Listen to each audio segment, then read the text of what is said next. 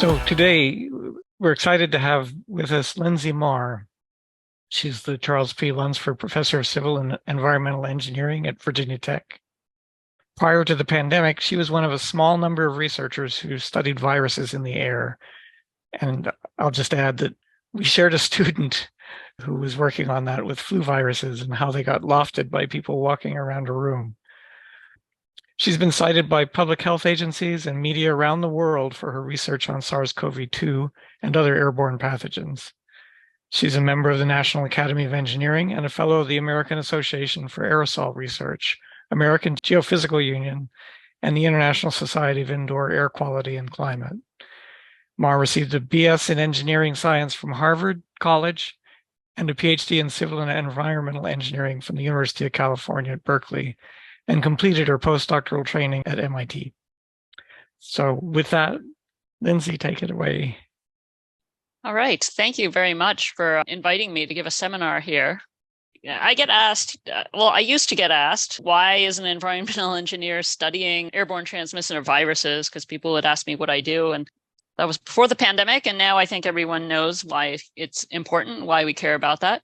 I want to first acknowledge people who I've collaborated with on this work, many excellent grad students, postdocs, and colleagues, faculty at many institutions. And I'm also grateful for the funding we've received from Flu Lab, Wellcome Leap, Sloan Foundation, NSF, Fulbright, and NIH. So I'm going to start out on the air pollution side, or why is an environmental engineer studying this? Well, air pollution is responsible for 7 million premature deaths per year. This is from the Global Burden of Disease study, and we're looking at environmental and occupational risks. And you can see that air pollution really far outweighs other things on this list, including WASH, which is water, sanitation, and hygiene, which is something that I think people are a little maybe more aware of. But it's really the health effects of air pollution that got me into studying gases and particles in the air. And so I first started out looking at traditional types of air pollution like ozone, particulate matter, and carbon dioxide, and then extended this to look at engineered nanomaterials, just a certain type of particle. We started that about 20 years ago when there was a lot of concern about the perhaps unintentional health and environmental effects. So we spent about 10 years working on those and found, that mostly they were, there's some risk, but it's not any worse than diesel particulate matter. And then about that time in 2009, we started studying airborne pathogens, which are really just to us, another type of nanoscale particle in the air. And so the same tools that we apply to understand particles in the air, we can also apply to viruses, which are just a small particle. And we think about this in terms of a source of emissions. So with air pollution, you might have a factory or vehicles or some other source. Those emissions can be transported through the air, indoor or outdoor air. They're subject to transformation. That could involve reactions with gases in the air, photolysis from sunlight, aggregation or coagulation of particles that bump into each other. And a lot of particles in the air end up getting coated by organic matter that condenses on them. They undergo further transport, and then this leads to exposure. So our source of emissions in this case is someone who is infected with a respiratory pathogen. Those are released into the air. They can undergo transformation from sunlight and other reactions or interactions involving things that are in the droplet carrying them or in the atmosphere. So today I'm going to talk about three main questions. The first is, how do viruses fly around in the air? Just to get everyone on the same page about how they're moving around. And then we'll talk about what happened in the Skagit Valley Chorale outbreak, because Dr. Eubank suggested I talk about linking the epidemiology to some of the physics. And then finally, I'll go into what my group really specializes in, which is effects of humidity on virus viability, motivated by the question of how might humidity affect seasonality of respiratory viruses. So the first section is addressing the question of how do viruses get into the air? So we know, when someone coughs or sneezes, maybe even talking, they release these large visible wet droplets into the air. Those quickly fall to the ground, usually within 6 feet of the person. But for every large droplet that they release hundreds of tiny aerosol particles. And those are small enough that they can stay floating around in the air for a long time. They'll behave like cigarette smoke. And we've known this as far back as 1946, or at least some people have, from an experiment done by Dugwood, where he used fairly simplistic methods of putting dye in someone's mouth and having them talk and then catching droplets that deposited on slides in front of them. And this shows the size distribution of what he measured, both for coughing, shown on the left axis, and then for talking, shown on the right axis. Notice that the diameter on the x-axis is in log scale. And so let's focus on coughing, which is the dark red and the dark blue. You can see that there are a lot of particles that are, the peak of this distribution is somewhere around 10 to 20 microns in size, and then it kind of falls off on either side. Now, he didn't have a great way of counting those smaller particles, smaller than 10. He was able to count some of them, but he's missing a lot of them. But what you should notice here is that, so this is from coughing, I think it was a few coughs. He also had the people count to 100, and he did the same type of measurements and found that, well, the size distribution being emitted was similar for counting. That's shown in the pink and the light blue. Now, the y-axis scale is much smaller for talking. Notice that the maximum value there is 90 on the right versus 2000 on the left. But if someone's talking continuously, you can imagine that they eventually, after a few minutes, maybe even less, have released as many particles as someone would release in a cough.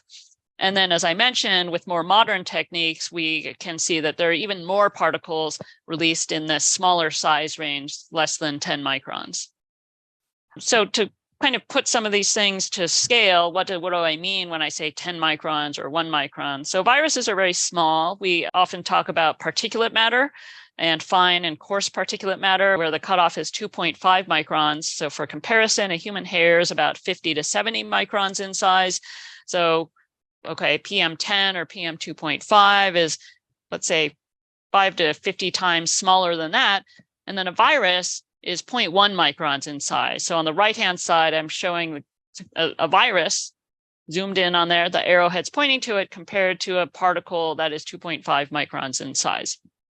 So they're very small, but they are carried in larger respiratory particles, both big droplets that I mentioned and the tiny aerosols. And the airborne virus is not naked. We are not releasing naked virus into the air. It's carried in these droplets, which can range in size anywhere from, let's say, 0.2 to 100 microns in size, or even larger for the big ones that we can easily see. And it's really the size of this carrier particle that defines the transport, not the size of the naked virus by itself. So when people talk about, oh, masks don't work because the viruses are so small, we don't have these naked small viruses floating around in the air. They're carried in larger droplets. This size is very important because it determines how long this virus can stay aloft, how quickly it falls to surfaces, how far it can travel, where it deposits in the respiratory system, whether it will deposit in your kind of upper airways or the nose, or whether it can make it all the way down to the lungs. Determines how well it's removed by masks and filters. And the physics is the same for all viruses. It's not that one virus can travel farther than another. It really depends on what size particles it's carried in. And so these respiratory particles are not just water. They contain lots of stuff or goo. There's these non-volatile components of it that make up 1 to 9% of the initial mass. So even if all the water evaporates from the particle, you're still going to have solid material, which there's a lot more of it than the virus. So there's some electron micrographs shown on the left-hand side. The scale arrow is 1 micron. These are some dried respiratory droplets. The crystalline stuff is mostly salts. And you can see the outline of how big those were initially. And then we recently published a paper where we collaborated with researchers at Pacific Northwest National Lab. They used a computer-controlled scanning electron microscopy method along with chemical characterization. We had collected respiratory particles from 3 healthy people who were talking. And then tens of thousands of particles were imaged and characterized. And we see that there's the number fraction of particles from those subjects, half or more of them are green. Those are the carbonaceous particles. And then half to less than half are sodium-rich salts. Mainly it's sodium chloride. The particles are heterogeneous in their composition. Some of them are dominated by more carbonaceous organic material. Others are dominated more by salts. And then over on the left-hand side, I've added kind of to scale a cartoon virus. And you can see that the virus is much smaller than that other stuff in the particles. Okay, so what happens when viruses are released into the air when someone's breathing, talking, or coughing? Well, they do evaporate and shrink. The water will evaporate, and the amount of water that evaporates depends on the ambient humidity in that space. So if we start out with a particle that is a droplet or something, particle that's 10 microns in diameter, it has the virus, this is all blown up now there in that cartoon. There's salts and proteins in there. This figure shows the ratio of the final to the initial diameter of that particle as a function of relative humidity. So I'm starting out at 100% relative humidity because our respiratory tract is saturated, 100% humidity, and then things come out into ambient air and the humidity is lower. And so they will evaporate to equilibrium, which is predicted by the Kohler equation applied to a droplet containing physiological levels of sodium chloride and protein. So if the ambient humidity is 20% indoors, which is very common in the wintertime, this droplet will shrink from 10 microns to 4 microns. So the ratio of final over initial diameter is 0.4. We lose the water, but we don't lose the non-volatile solutes. They become more concentrated. They can even crystallize or effloresce and become solid. Even at 80% relative humidity, which is pretty humid, there's still a lot of evaporation happening, and that particle is going to end up less than half of its initial diameter. It's really only at those very high humidities, above 98-ish%, where you don't see too much evaporation.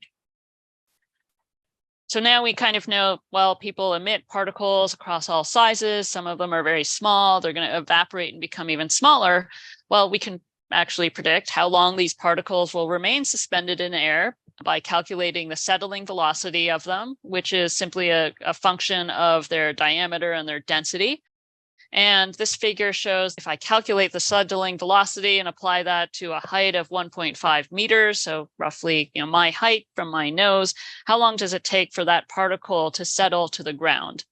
And you can see that for something that's 5 microns in diameter, which is actually on the larger side of what we emit in terms of number, it takes over half an hour for that particle to settle to the ground. And it's not just going to stay there. In fact, in indoor air, even if the air feels still, there are still air currents that are moving around in different directions. And so this graph shows the position of particles that are released from a height of 1.5 meters. There are different sizes, from red to blue, smaller to larger, under conditions of a low indoor air velocity of 5 centimeters per second. So that particle, the 5 micron particle shown in red, is dropped from a height of 1.5 meters.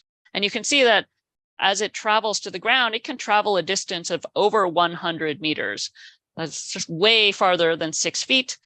It's not necessarily going to travel in a straight line because these air currents are moving in different directions, but it will be moving horizontally during this period. And then under conditions of a higher indoor air velocity of 20 centimeters per second, everything's extended out by a factor of 4. So notice that even these larger particles, let's say 30 microns, can travel 10 meters or so under those high indoor air velocity conditions. They take a while to settle to the ground, and in the meantime, the infected person is still there and they're still releasing virus into the air. Actually, everyone's releasing particles into the air. It's just that if you're infected, they may contain virus or other pathogens. And over time, just like with cigarette smoke in a poorly ventilated room, those can accumulate in the air and build up to higher concentrations such that you don't have to be close to the person in order to breathe these in. You can see that the person who's farther away is going to be exposed too. The concentration is smaller, so they likely be exposed to less, but they can still be exposed. Now, what happened in the Skagit Valley Chorale outbreak? We're going to revisit this. You may recall there was an article in the Los Angeles Times that choir decided to go ahead with rehearsal, and now dozens of members have COVID-19 and 2 are dead. This was published sometime in the second half of March of 2020. I remember hearing about this, and I spoke with a reporter about this outbreak. He later told me that this was the second most read article ever on their website after the one about Kobe Bryant's death. So the CDC did an investigation, and they characterized the epidemic curve, or kind of the outbreaks, the timing of it, and published these graphics. So after the choir practice, where they had one person who showed up who was symptomatic, people were aware of COVID-19 at this time, and so they avoided shaking hands, touching each other. They stayed spaced apart, and they still had their choir practice. But they found that 50-something out of the 60-something people became infected. So they had, let's see, the index case shown in red, and there were a total of about 52 cases. And then you can see there were only 8 people who were not affected.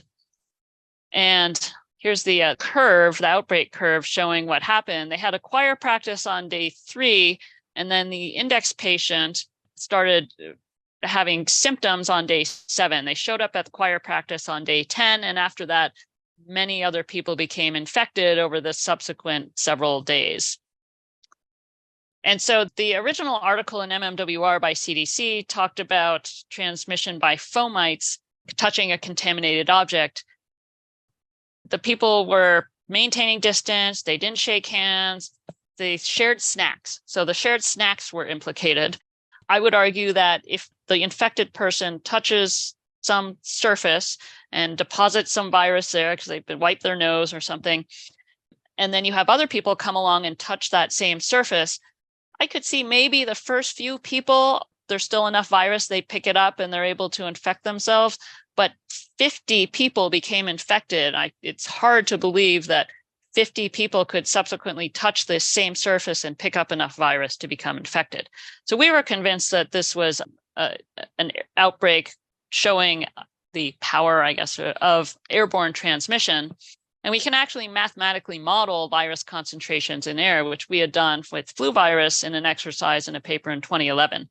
So if someone releases viruses into air, they can be removed by one of 3 main mechanisms, either settling to the ground, which we discussed in detail.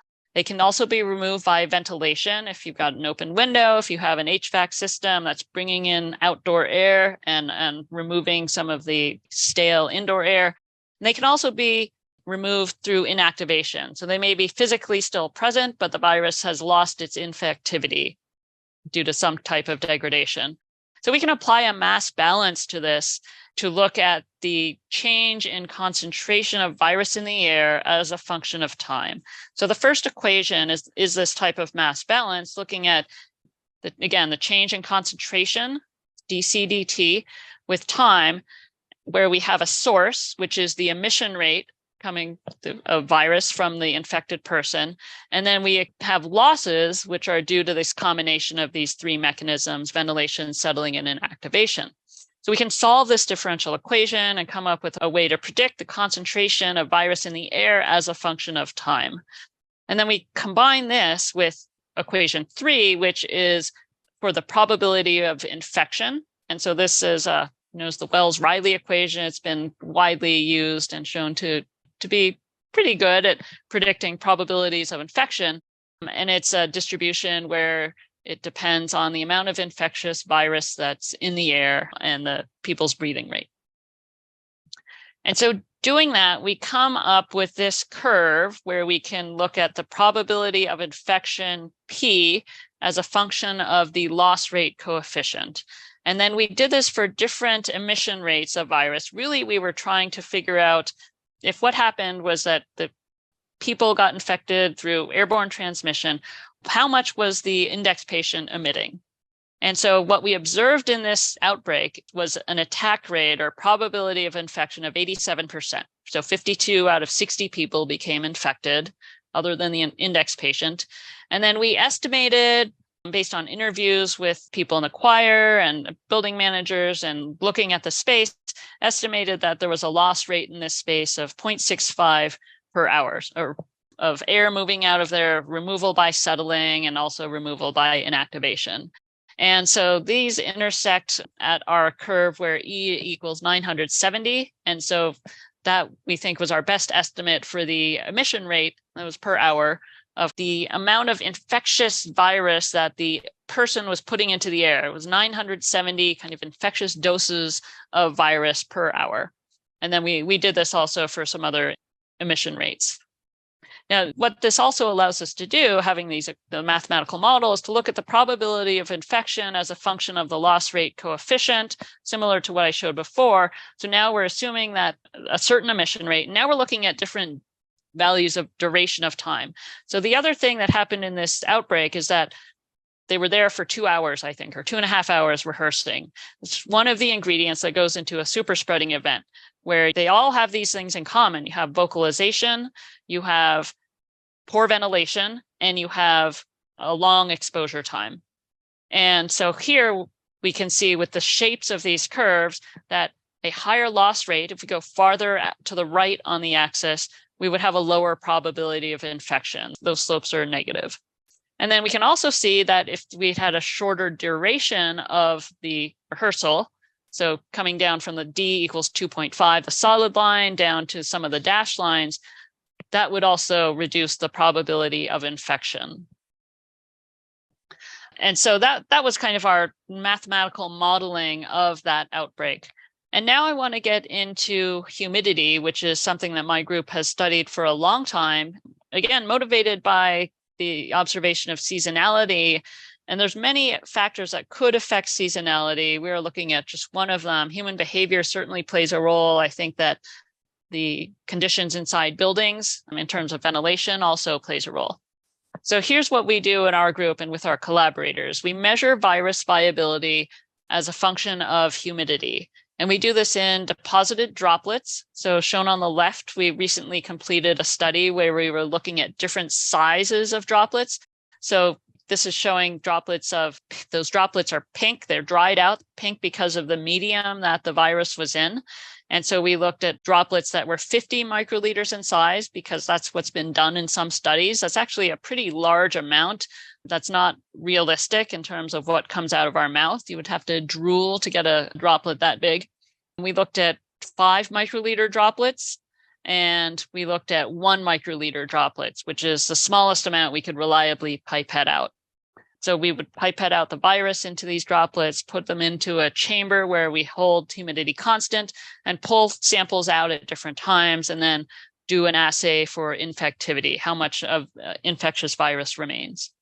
And then we've also done these types of experiments with suspended aerosols. So the virus is sprayed in very tiny droplets or aerosol particles into this drum, which rotates in order to keep the particles suspended for longer than they would otherwise. And then we can pull samples out of the drum at different times and again, test for infectivity. So some of the variables that we've looked at are relative humidity, media composition, whether it is the cell culture medium or saliva or airway surface liquid. We're trying to get to more physiologically realistic compositions. And then also size, as I showed you here with the deposited droplets, we've looked at 3 different sizes. And here's what we've found. First of all, influenza virus viability as a function of relative humidity is U-shaped. And this has been shown before, and we see this relationship for many viruses, and other people do too. I'll get to later why that might be. But you can see here on the y-axis, we have viability. 100% would mean that we maintain all of our infectious virus and there's no losses. It's log scale as a function of relative humidity on a linear scale. The left-hand graph shows influenza virus viability in solutions that contain mainly salts. So it's PBS, phosphate buffered saline, and DMEM, Delbecque's modified Eagle medium, a type of culture medium. And you can see that there's this interesting minimum. It's not monotonic, but there's a minimum somewhere between about 50% and 60%, depending on which type of medium we're in. And the loss there is like 2 logs different in terms of viability. So we're going from 10% viability, kind of at the extremes, at the very low and very high humidity, to down to 0.1 or 0.01%. So humidity makes a big difference. And then over on the right-hand side, what we've done here is we've added protein to the medium as fetal calf serum. And now you can see that there's still maybe this slight U shape or V shape, but the minimum is not nearly as low as it was before. So it seems that protein has a protective effect. Then we went to even more realistic medium. And here we've actually aerosolized H1N1 pandemic 2009 flu virus. This was done in collaboration with Seema Lakdawala's lab at Pitt University. She's now at Emory. But this also shows viability as a function of relative humidity.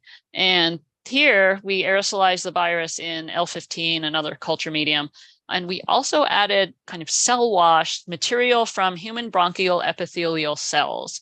And in this case, we don't see any loss in viability, suggesting that if we go towards these more physiologically realistic medium, that the virus maybe survives better than we think it does.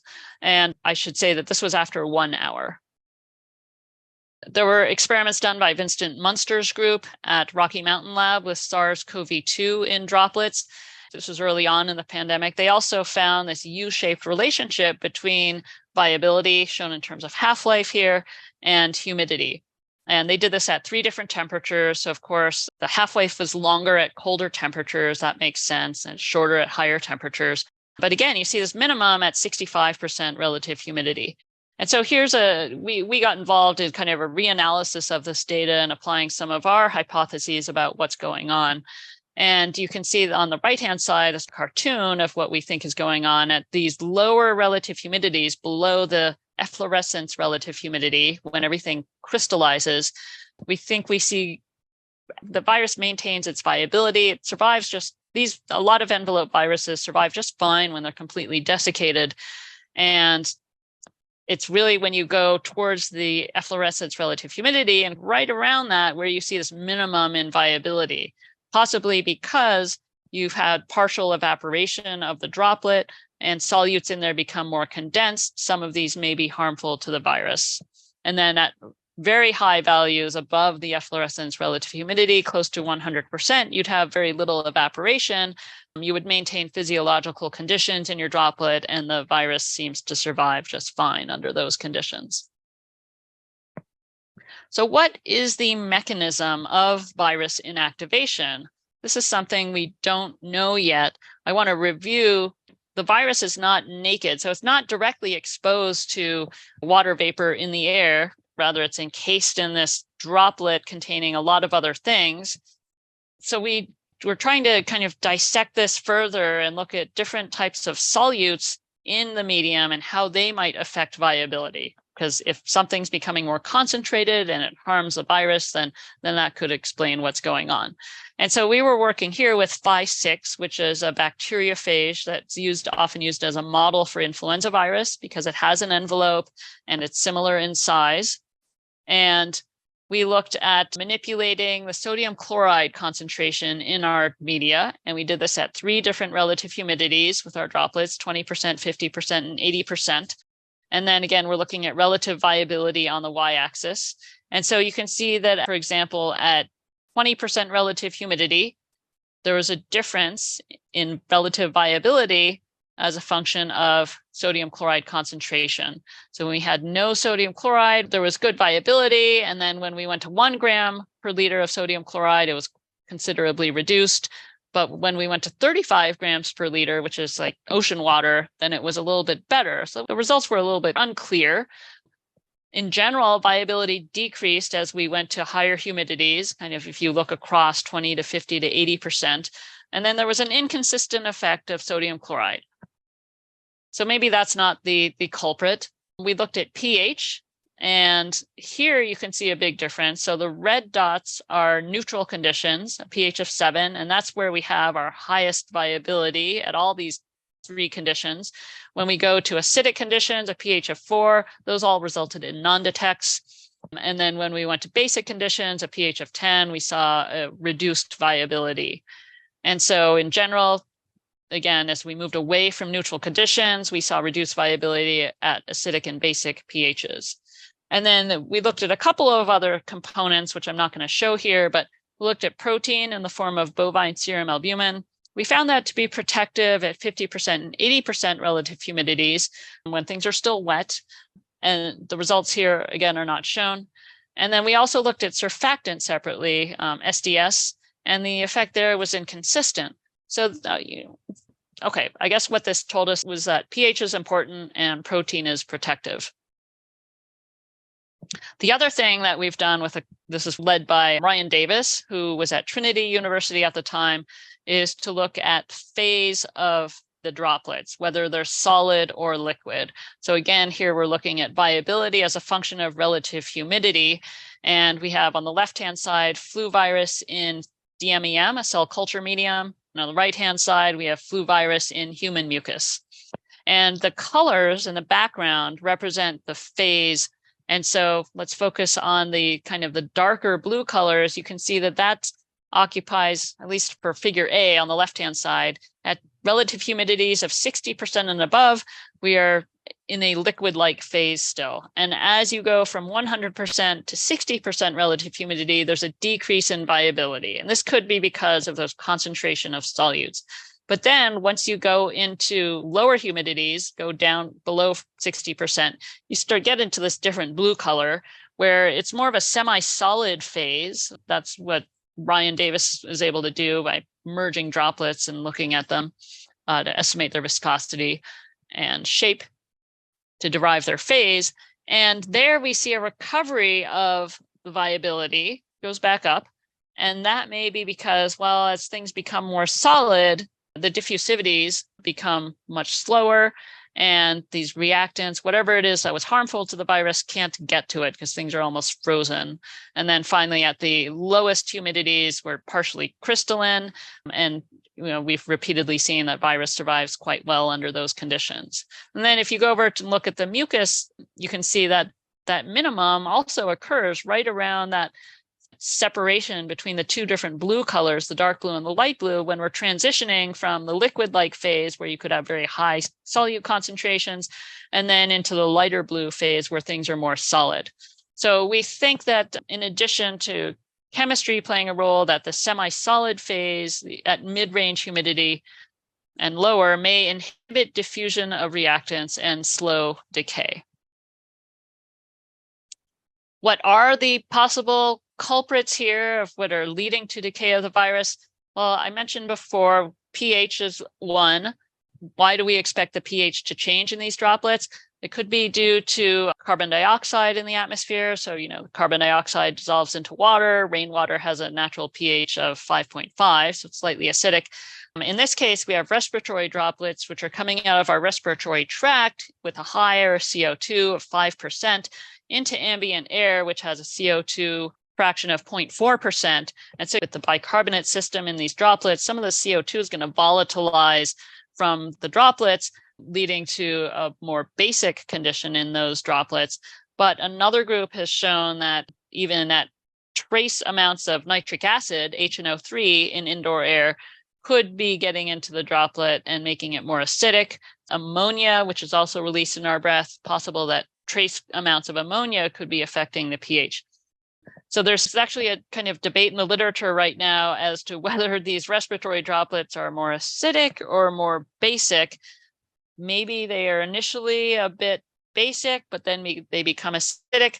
There's been an interesting exchange on that topic, and it has important implications for virus viability. There's also been some interesting work by Dick Zare, a chemist at Stanford, showing the spontaneous formation of hydrogen peroxide in microdroplets. And hydrogen peroxide is a disinfectant. And so that could also be the causative agent here that's leading to our loss of viability, or other oxidants, of course, in the air that partition into the droplets. Now, how does this all relate to seasonality? Well, transmission of the flu actually shows a U-shaped relationship with humidity. I'm just showing results from one paper. There's a couple of papers that show this nicely. In this one, they looked at data from China and looked at the predicted reproductive number. This is the number of infections that one leads to. And you can see that it has a U-shaped relationship as a function of absolute humidity. And I should add that this is outdoor absolute humidity because that data is much easier to gather than indoor conditions. But that we have shown, and others have shown, that outdoor absolute humidity is a reasonable proxy for indoor relative humidity, because indoors our temperatures are pretty constant. And really it's this relative humidity indoors, that's where the action's taking place, and that indoor relative humidity is what's going to determine the extent of evaporation, and then could lead to these kind of changes in the chemistry and physical properties of the droplets that can affect virus viability. All right, so how might relative humidity modulate transmission? There's both the physics and the chemistry. So we'll focus on the physics. We have 3 different relative humidities here: low, medium, and very high. We'll start at very high because that's where there's the least happening to the droplets. Let's say I emit a respiratory droplet. It's 25 microns in size. If the humidity is really, really high, then there's not going to be much evaporation. That droplet, it would take it about 1 minute to settle to the ground.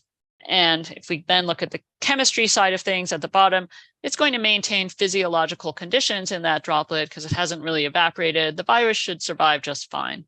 Now, if we go to medium relative humidities, that 25 micron droplet, or it was initially 25 microns in size, shrinks down to about 10 microns in size. So now this takes 8 minutes to settle. So it's going to be kind of in the air for quite a bit longer than under very high relative humidity conditions. The solutes become concentrated, and if things remain liquid-like, liquidish, then we can see faster decay of virus in that droplet. And then at low relative humidity, which is below about 40% relative humidity, physics-wise, the droplet, again, has shrunk to about 10 microns in size. It can hang around in the air for maybe 8 minutes.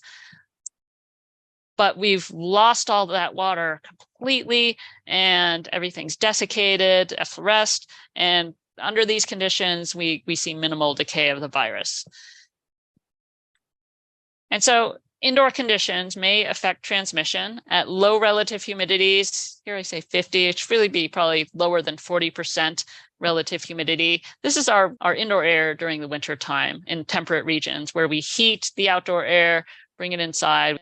Usually we're not adding water vapor to it, so the relative humidity becomes quite low. Here we have lots of evaporation, so we have our smallest aerosols and minimal decay. This could contribute to our wintertime flu and cold season. Now, medium relative humidities, such as we see in the spring, summer, and fall, we get evaporation, so we get small aerosols, but we have faster decay of virus in these particles under those conditions. And then at very high relative humidities, such as during the rainy season in tropical regions, we see less decay, and maybe people have hypothesized that maybe contact touch transmission is more common from large droplets that have settled onto surfaces. And so I want to conclude with, first of all, I have a diagram here where Julian Tang and I have proposed kind of redefining how we talk about routes of transmission to make it better match what's actually happening physically, and moving away from the idea of droplets versus aerosols, where droplets were considered to be anything larger than 5 microns, and that would fly ballistically through the air and land in someone's eyes, nose, or mouth. Well, that can happen, but it involves droplets that are really much, much larger than previously assumed. And so we want to think about transmission routes in terms of how someone can be exposed to these. And what we've been talking about mainly is airborne transmission or inhalation. So if someone's breathing in the virus from the air, it deposits anywhere along their respiratory tract and initiates infection. We also have these large droplets that can spray into someone's face if they're nearby or can contaminate a surface. And then we also have direct touch, where the people shake hands and then the other person maybe touches their eyes, nose, or mouth and transfers the virus into their body. So overall, we can apply an engineering framework to understand and predict the movement of viruses in the environment. And then I showed that with for example, the mathematical model of the Skagit Valley Chorale outbreak. And then dynamic processes control the fate of viruses in the air and influence the efficiency of airborne transmission. So when the viruses are released into the air, those droplets undergo evaporation. The virus can begin to decay, lose its infectivity. And then finally, I discussed how humidity can affect virus survival by modulating the microenvironment in droplets and aerosols. Thank you very much for your attention, and I'd be happy to take any questions. First, let me open it up for questions from the audience, and if there are none immediately, I'll ask some myself. Thanks. That was a really fascinating talk. Really learned a lot from that. I have a couple of quick questions. One is, what is viability here? How is that defined? Yeah, we're defining it as infectivity. So where you take your sample, you put it onto the host cells, and then you count the number of plaques formed, or either through plaque assay or tissue culture, Okay. if you see damage to the cells. Okay, so that's great. I mean, that's directly related to infectivity then. My other question was, do you have a sense of, if you're interested in, let's say, modeling number of cases or forecasting number of cases, there are many factors that are important, including things like people's activities. Are they staying home more? Their behaviors, like are they wearing masks more? What is the relative importance of environmental conditions like you're describing? Yeah, that's a great question. That's like the $1 million question, isn't it? I would say that ventilation probably has a big impact in super spreading events. I think a lot of transmission happens in these close situations, like you're near the cigarette smoker, you're breathing a lot of the virus. But in these big outbreaks, ventilation clearly has played a role, because we see them in, mainly only in poorly ventilated situations. So I think it depends, I guess. And I think one of the reasons there was resistance to the idea of airborne transmission initially is that a lot of the observations and definitions and kind of leadership came out of the medical community, where they work in hospitals, which have excellent ventilation. So, for example, hospitals have a minimum of 6 air changes per hour in their rooms. In our rooms we're in every day, it's like 1 to 2 air changes per hour. So, they didn't see as much airborne transmission, probably because there was good ventilation. So I think that plays a role. In terms of temperature, our temperature indoors falls in a pretty narrow range. So I don't think that's, unless we're going to make people sweat it out, we're not going to be able to use that as an intervention. Humidity is intriguing. I don't know. There are hints that it could make a bit of a difference. There's one nice, very small pilot study in Minnesota where they looked at humidity as an intervention in a school or childcare center. They only had 2 rooms, 2 intervention rooms and 2 control rooms, but they did see less virus in the air and fewer infected kids in the rooms that were humidified. We're trying to pursue that. We've been working on that. That's kind of my big hypothesis. Would humidifying in the wintertime, just getting us up from 20% humidity up to maybe 40 or 50% humidity, would that make a difference? That's something we're trying to look into now with more controlled experiments in animal models, and also in childcare centers in Michigan with collaborators. Thank you. I was wondering, I appreciate these experiments must be really hard to do, because you're connecting the biological viability metric with all kinds of environmental constraints. What are the limiting factors on the error bars on those plots? Yeah, that's a good question. I think the biggest uncertainty probably comes from the infectivity assay, because the way you do it is you essentially use different dilutions, factor of 10 dilutions. You apply that to your cells, and then you see these plaques or little kind of holes forming in your lawn of cells. And you count those, and you kind of, if you have a too high concentration of virus, then everything's killed off and you can't count the number of plaques that have formed.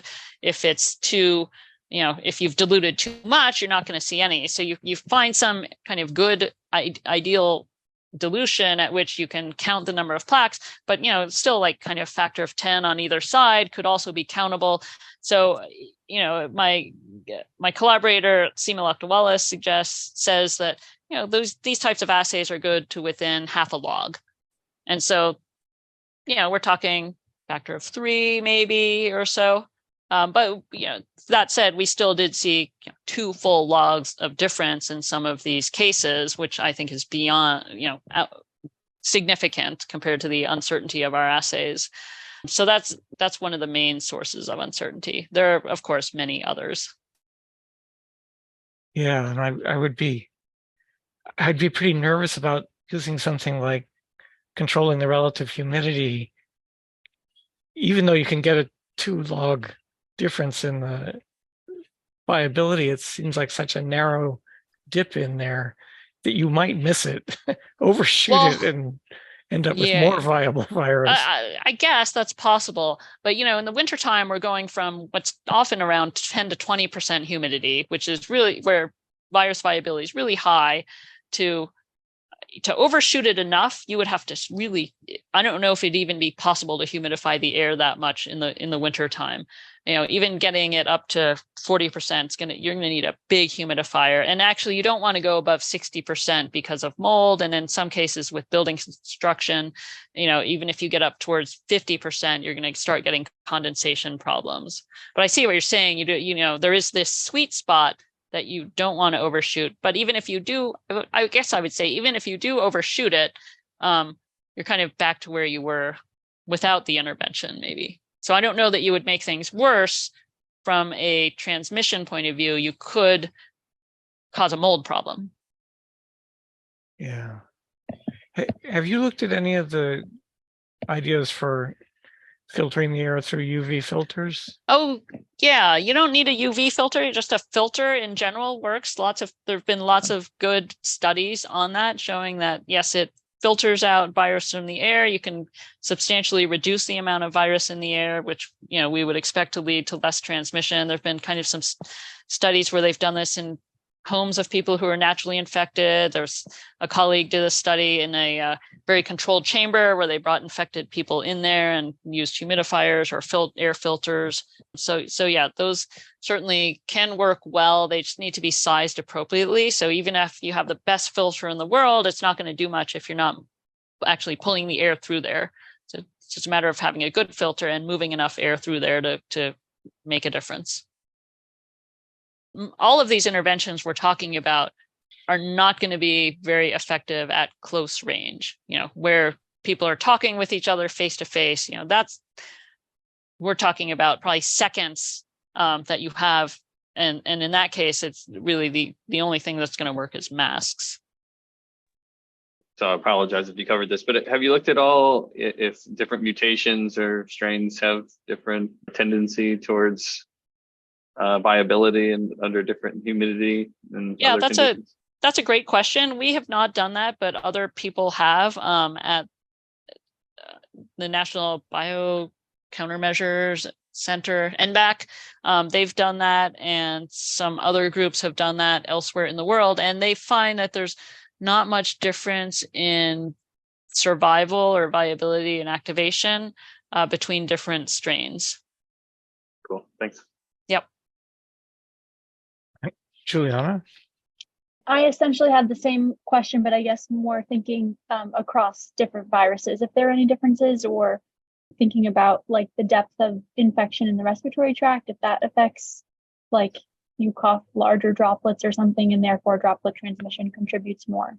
Yeah, thanks for the question. I should have followed up by saying that Don Milton's group at University of Maryland has shown that with the different variants, people shed more virus in aerosols with, I think, Omicron and Delta compared to the ancestral strains.